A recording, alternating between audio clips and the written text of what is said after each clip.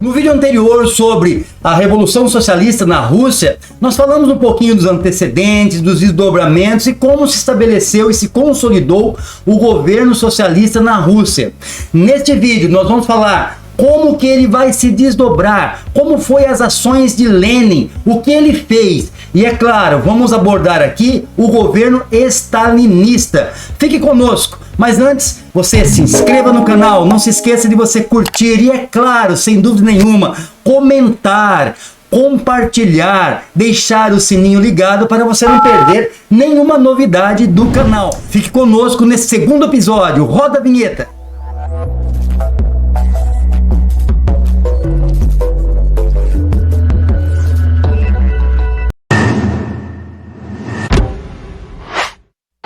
Lenin chega ao poder, ele de certa forma rejeita qualquer tipo de coalizão com outros grupos aí considerados também revolucionários. Na verdade, o grande objetivo de Lenin era estabelecer o comunismo na Rússia. Ele então iniciou uma série de decretos que tirava literalmente as terras dos aristocratas, da igreja e redistribuiria ali as populações mais pobres, sem contar que grande parte, a maioria das terras foram estatizadas, bem como indústria, todo o sistema de comunicação, tudo que você imaginar em termos de propriedade privada estava agora ao poder de Lenin, porque o Estado agora controlava e determinava todos os desdobramentos possíveis que poderia acontecer ali dentro, inclusive para evitar ali ações antirrevolucionárias. Para Lenin, a ideia assim de ter votações, esse tipo de coisa, era muito ainda precoce,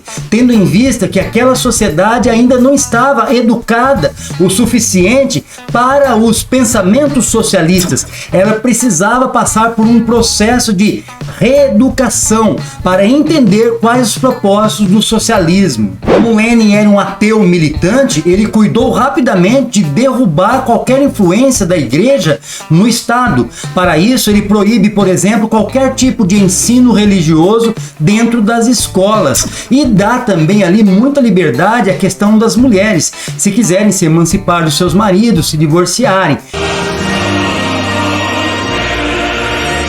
Ele trabalha numa linha bastante diferente do que era comum à Rússia até aquele momento. A Rússia enfrentava naquele momento também uma escassez muito grande de alimentos. O campo continuava passando fome. Então, Lenin culpou os kulaks, que eram na verdade os proprietários, grandes proprietários de terras. Então o que ele fez? Ele tratou de requisitar todos os grãos que eram produzidos dessas propriedades, alegando que eles estavam segurando esses produtos e fazendo com que a população passasse fome.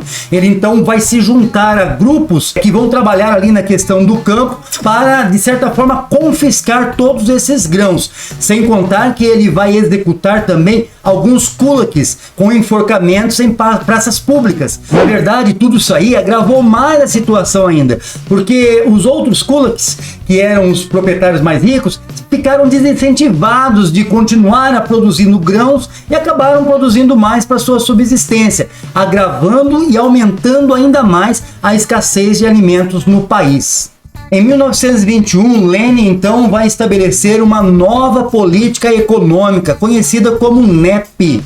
O que era a NEP? Qual o objetivo da NEP?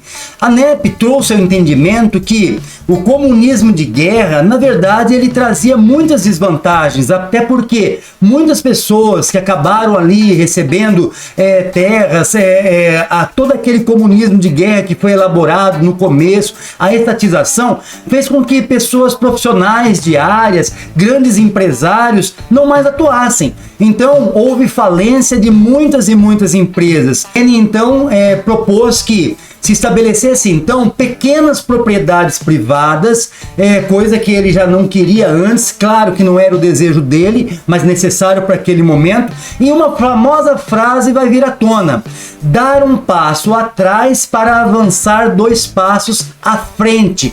Ou seja, né, embora tenha alegado e negado totalmente as questões capitalistas, no entanto, naquele momento viu-se a necessidade de se empregar ali algumas táticas capitalistas para poder assim angariar recursos para o país, até por conta do próprio mercado internacional. Houve então a anuência assim do governo em aceitar que empresas estrangeiras se estabelecessem no país ali e, de certa forma, tendo suas propriedades privadas totalmente ali protegidas pelo governo, fazendo com que o governo tivesse uma nova retomada. Lenin chamou isso de capitalismo de Estado, dar um passo atrás, ou seja, voltar à aplicação de, mesmo com muito controle do Estado, de técnicas capitalistas. Se enriquecer seria o passo à frente. E o segundo passo seria a redistribuição ou redistribuição dessas riquezas com a população no modelo comunista. Já na segunda metade ali de 1921, Lenin já estava com sérios problemas de saúde, que foi se agravando cada vez mais, resultando, é claro, ali na sua morte em 1923. Mas vale muito a pena lembrar sobre a formação da União das Repúblicas Socialistas Soviéticas. No período do czar, existiam muitos países ali no leste europeu que estavam sob o controle do Império Russo.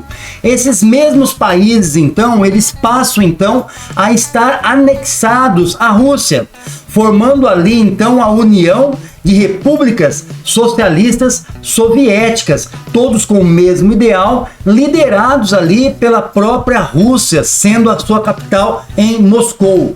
A União das Repúblicas Socialistas Soviéticas foi um grande marco ali, porque lá na frente, depois de muito tempo, depois da Segunda Guerra Mundial, ela será a segunda maior potência mundial.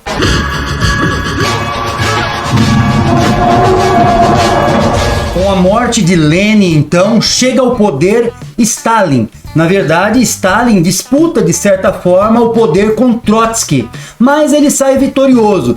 Trotsky, então, é exilado no México e lá na frente ele acaba sendo assassinado, né, com uma picaretada na cabeça. Alguns atribuem, é claro, esse assassinato ali ao seu opositor.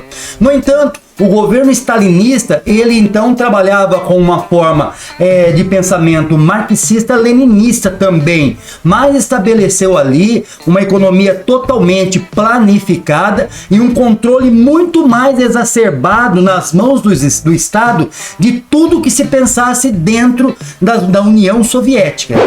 Joseph Stalin estabeleceu ali uma eliminação, um verdadeiro expurgo. Todos os contra-revolucionários deveriam ser extinguidos da União Soviética, até por conta de serem uma ameaça ao desenvolvimento da revolução. Ele coletivizou praticamente tudo. Isso fez com que a industrialização, também no poder do Estado, né, grande parte no poder do Estado, se fortalecesse muito. E a União Soviética foi prosperando cada vez mais, com os planos quinquenais também. A cada 5 anos era revisto ali propostas que eram ajustadas para se chegar ao propósito que se queria. Com todos esses projetos de Stalin, com a sua dureza contra a oposição, com a estatização, com todas as políticas de guerra estabelecidas por Stalin, na perspectiva de Stalin, o comunismo deveria se acertar primeiro dentro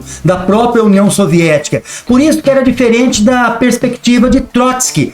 Para Trotsky, o comunismo deveria se expandir no mundo. Como o vencedor dessa disputa aí foi Stalin, acabou que a União Soviética, depois de tantos anos, até 1953, no poder de Stalin, ela simplesmente se transformou na segunda maior potência mundial.